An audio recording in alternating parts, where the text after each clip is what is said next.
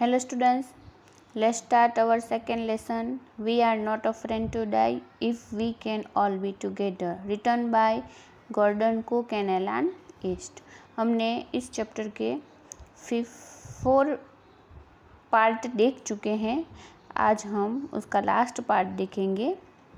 आज आगे हमने इन आवर प्रीवियस लेसन हमने यहाँ तक देखा था कि जो उनकी गर्ल होती है, डॉटर होती है सुजैन, वो क्या लेके आती है, एक कार्ड लेके आती है. उस पर मैरी और गॉर्डन कुक का कैरिकेचर होता है और उस पर लिखा हुआ होता है कि वो दोनों को क्या करती है, बहुत प्यार करती है और थैंक यू बोलने के लिए उसने लिखा हुआ आता है. किसी भी तरह से वो लोग इस क्रिटिकल सिचुएशन से बाहर निकल जाएंगे.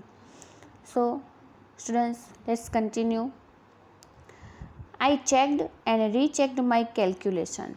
उन्होंने अपनी बच्ची की ये बात सुन के चेक किया, फिर से रीचेक किया उनका कैलकुलेशन कि क्या वो लोग जो ली एम्स्टर्डम है उस आइसलैंड पे श्योरली जाएंगे या फिर नहीं. We had lost our main compass and I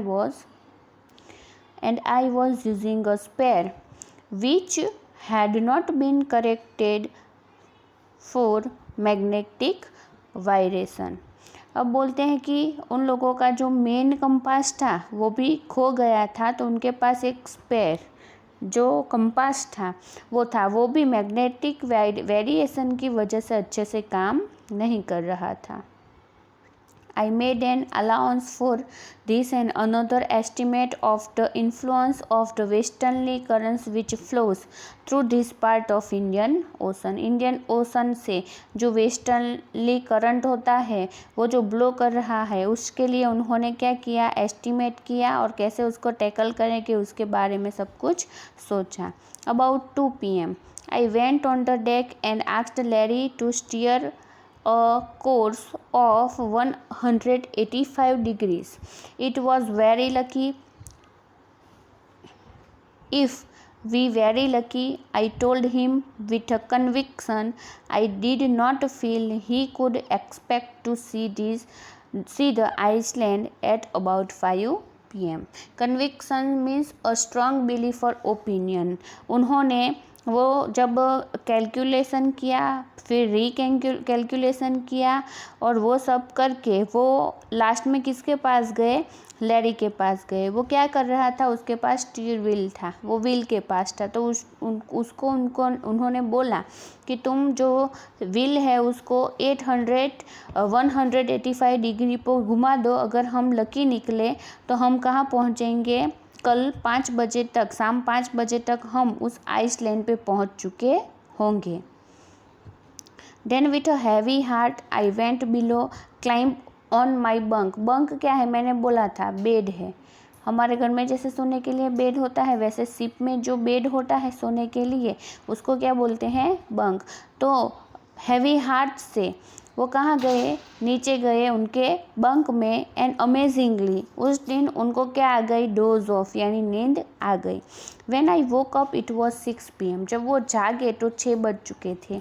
and growing dark. सब कुछ कैसा हो गया था, dark. I knew we must have missed island. उनको ऐसा लगा कि उन्होंने आइसलैंड मिस कर दिया. And with the sail we had left we couldn't hope to beat back into the westerly winds. उनको लगा कि अब हम जो वेस्टर्नली विंड्स हैं, जो हवाएं हैं, उसको वो कभी भी बीट नहीं कर सकेंगे.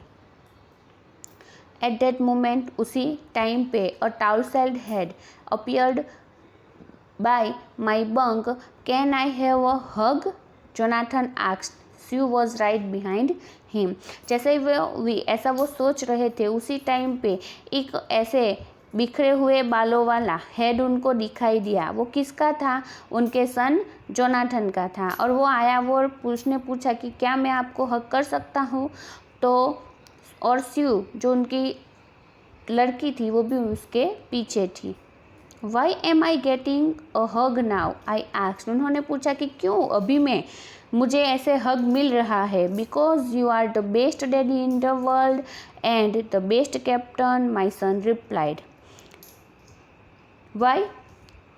he was getting a hug now because he was the best daddy in the whole world and best captain. ऐसा कौन बोला? सन बोला। सन कौन है? जोनाथन। What? I shouted। क्यों? उनको बिलीव नहीं हुआ, क्योंकि जो सारा कुछ एटमॉस्फियर डार्क ग्रो डार्क उन्होंने देखा तो उनको क्या लगा कि वो लोग आइसलैंड मिस कर चुके हैं। अब बिलीव नहीं हो रहा है, इसलिए कह रहे हैं कि क्या? It's out there in front of us, they chorused, as big as a battleship. वो दोनों साथ में ही बोल पड़े कि वो देखिए पापा, हमारे सामने ही क्या है? वो आइसलैंड है। जैसे जितना बड़ा बैटलशिप होता है उतना बड़ा वो आइसलैंड है। I rushed on the deck, gazed with relief at the stark outline of the Ile Amsterdam. Stark का मीनिंग क्या होता है? Very plain and easily seen. वो डेक पे दौड़ पड़े और उन्होंने देखा तो वहाँ रिलीफ के साथ उन्होंने देखा तो वहाँ क्या था? ली एम्स्टर्डम आइसलैंड था। It was only a bleak piece of volcanic rock. Volcanic rock जो होता है, ज्वालामुखी से बने हुए जो रॉक होते हैं, उसमें से ब्लीक यानी छोटा सा एक टुकड़ा था। विथ लिटिल वेजिटेशन, वेजिटेशन भी, ग्रीनरी भी कितनी थी? कम थी। The most beautiful island in the world. क्यों उनके लिए ये अभी मोस्ट ब्यूटीफुल था? क्योंकि उनकी लाइफ सेव करने का ये सिर्फ लास्ट ये क्या था? चांस था, और एक लास्ट थिंग थी, जो होप थी, जो गॉड ने उनको दी थी।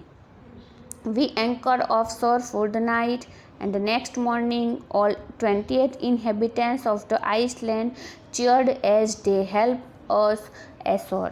तो उन्होंने वो एंकर जो लंगर आता है वो डाल दिया नाइट के लिए, और दूसरे दिन वो जो आइसलैंड है उसके जो 28 इनहेबिटेंट्स यानी वहाँ के रहने वाले इंसान उनको चीयर करके हेल्प करने के लिए किनारे पे आ गए थे। With land under my feet again, पैरों के नीचे फिर से ज़मीन पाकर, my thoughts were full of Larry and Herbie. पूरा जो उनका थॉट था वो थॉट में गिर गए, और किसके बारे में सोचने लगे? उनके जो क्रू मैन थे, लैरी और Herbie. Cheerful optimistic under the direst stress. वो दोनों पर्सन कैसे निकले?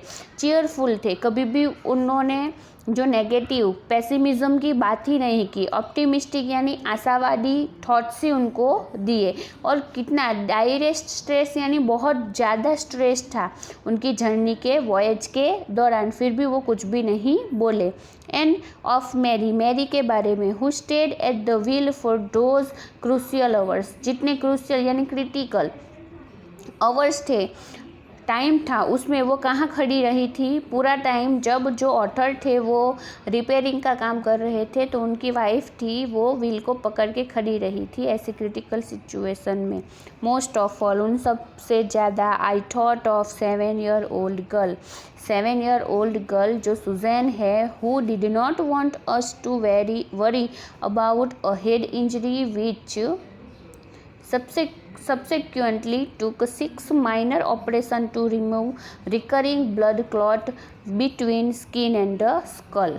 जो उसका स्किन और स्कल है उसके बीच में आई के पास इतना बड़ा स्वेलोइंग हो गया था, सूज गया था कि उसको निकालने के लिए 6 माइनर ऑपरेशन करने पड़े, और ये बच्ची इतना ज़्यादा उसको लगा था फिर भी अपने पापा को वरी करना चाहती नहीं थी। And of a 6 year old boy who was not offering to die, और 6 साल का ये बच्चा जोनाथन जॉन, वो क्या मरने से डरता नहीं था। So students, this is the story of Gordon Cook and his family of voyage. मैंने पहले भी बोला था कि कैसे कैसे टाइप की उन्होंने क्रिटिकल सिचुएशन फेस ऑफ की, कैसे कम जो चीज़ें थी उसमें वो लोग उससे बाहर आए, और ऐसी जो हम बोलते हैं कि कुछ भी हो हमें ऑलवेज़ पॉजिटिव सोचना चाहिए और सब कुछ पॉजिटिवली लेना चाहिए, अपनी होप को कभी भी छोड़ना नहीं चाहिए। तो ये लोग भी वॉयेज को अच्छी तरह से लास्ट में क्या कर सके उसको पार कर सके और सेफली वो सब लोग बच गए। Okay, I hope you all understand this lesson very clearly. If you have any type of doubt, then anytime you ask me. Okay, thank you for listening.